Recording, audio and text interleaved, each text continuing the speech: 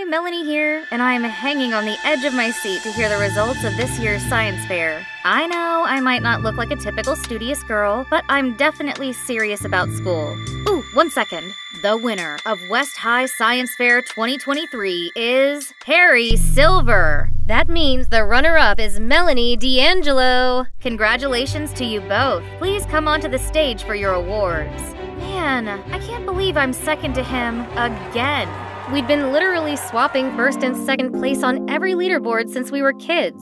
Ugh, so unfair. Look at him. All he did was partying and pulling silly pranks, yet he's still on the honor roll, while I had to study day and night to maintain my straight A's.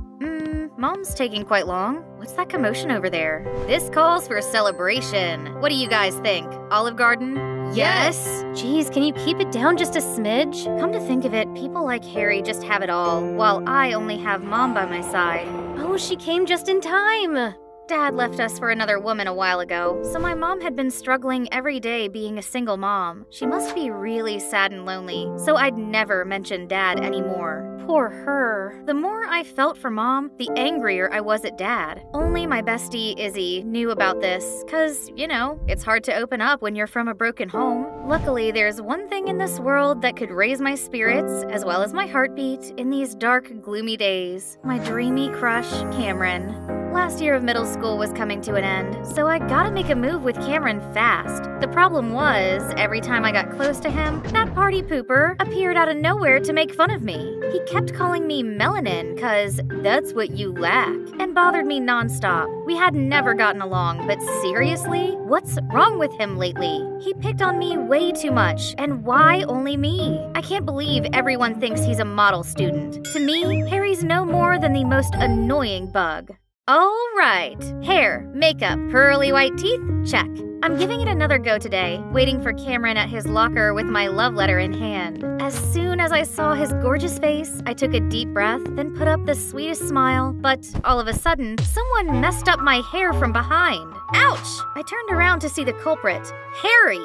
You look hot. And it generates electricity, too. Now you can charge your phone with your hair. Thank me later. Oh my god! Nobody should see this Medusa hairdo. My plan to confess failed again before it even started. All thanks to that clown Harry.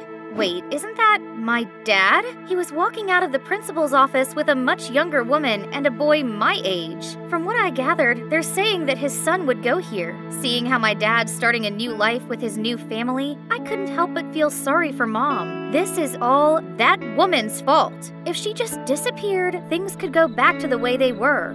But that's merely a wish, and me and Mom just have to put up with this boring, unhappy life day by day. Voodoo for dummies? Was some higher power listening to me? This sounds like an answer to my problem. I ordered the book immediately. I started studying all kinds of spells and rituals in it as soon as the package arrived. Voodoo dolls? Interesting. The next day, I went to find Izzy ASAP. Hey, I'm thinking of using a voodoo doll on my dad's new wife to bring my parents back together. What do you think? Does it really work? I don't think. Yo, Wednesday. Sorry. Yo, knock off Wednesday. Harry Silver, you are so dead. But wait a second. You know what? We can test it out. Harry would be the perfect guinea pig. What? Him? He's just being his playful self. What if voodoo actually works? Harry doesn't deserve it? Well, I don't think so. Let's make a doll for our little preppy boy then.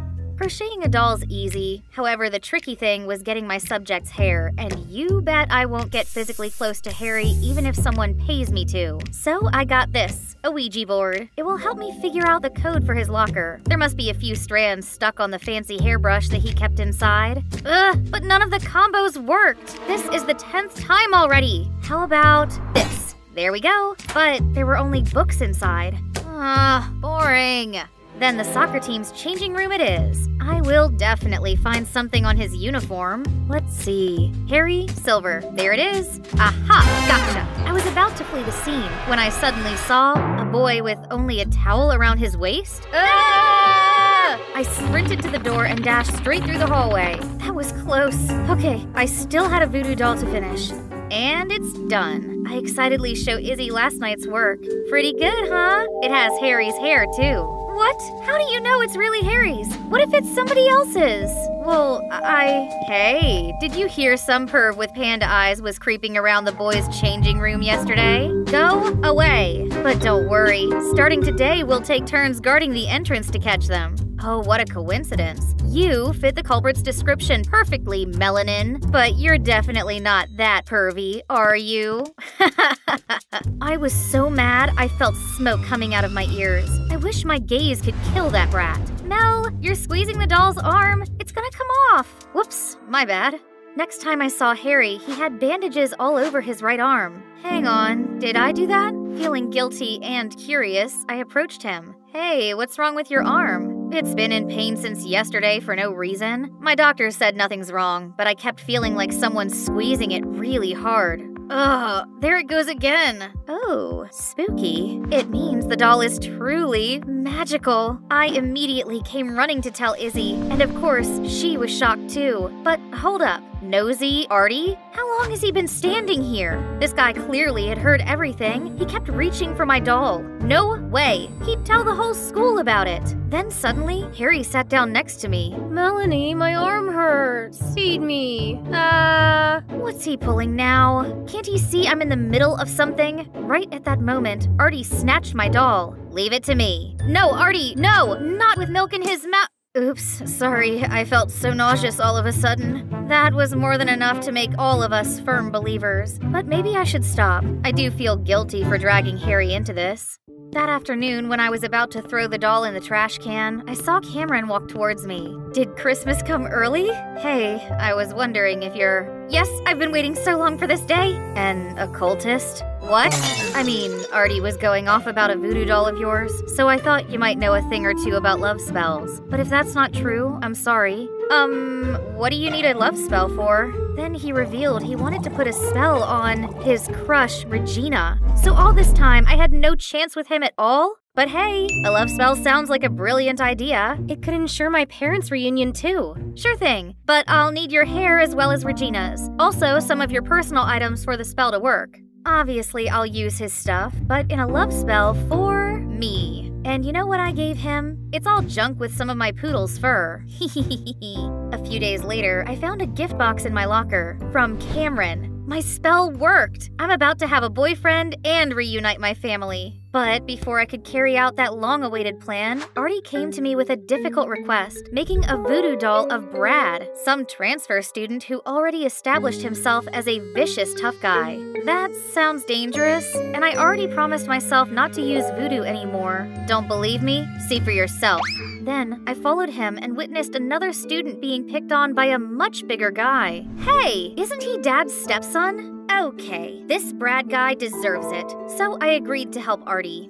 The next day, I approached Brad after class where he usually messed with other students. I managed to sneak up behind him and get one strand of hair. Oh no, busted! I quickly put the hair in the doll. This better work. Come on! Why isn't it working? And why now? Pesky little thing. Stop! I know those voices. Thank goodness. Touch her and you'll regret it. Yeah, we'll call the police. Brad just scoffed and left. Phew, what are you both doing here? And Harry, I thought your arm hurt. Then, Harry and Izzy finally told me that voodoo had never been effective. Izzy knew that Harry only picked on me because he liked me? That's why she tried to stop me from using voodoo on him. But she couldn't, so she then told Harry everything. To be honest, I found your attempts quite amusing, so I acted like they were successful to humor you and myself. I was gonna stop though, but when you were being sweet to me and asked about my arm, I decided to keep it up. Oh my god! My bestie had been friends with my mortal enemy all along. Behind my back? Am I a joke to you? Why are you here? To make fun of me even more than you already did? Because I got worried when I heard you're going after Brad. Melanie, you're the smartest girl in school. I don't understand why you're doing all these dumb gimmicks. Yeah, you've been acting strange lately. Since when are you superstitious? What other choice do I have? Voodoo or at whatever cost? I need to get my parents back together, and that punk Brad is my dad's stepson. He deserves whatever comes to him for ruining my life. And you know what else? Both of you get out of my sight for good! Then I stormed off. After that day, I no longer talked to Izzy, and Harry's relentless pestering finally stopped. But honestly, it felt a bit empty without them, especially with the upcoming school field trip. Of course, I'm still coming. Who needs them anyway? This is the chance for Cameron and I to be closer now that we're talking on the regs. It's gonna be the best trip ever. I'd never been the outdoorsy type, but does camping involve this many physical tasks? Almost done. What on earth is that? Isn't he under my love spell already? I mean, he even gave me a present. I was still in shock when Cameron came over to help with the tent. Thank you. No need to. I can't thank you enough. That spell of yours worked wonders. What does he mean by that? Then, out of nowhere, Izzy tapped on my shoulder. I've tried to tell you. Those two have been flirting for a while now. I guess Cameron just needed your spell as a little spiritual push. That means none of these has ever worked? There's absolutely no hope of bringing my family back? Feeling devastated, I burst into tears and ran off. I was running without looking and bumped into Brad? Melanie, right? Just who I want to see. Or should I say, my dear stepsister. Your mama sent you here. Let go of me and piss off! I wonder how pathetic she had to be to have her husband walk out on her.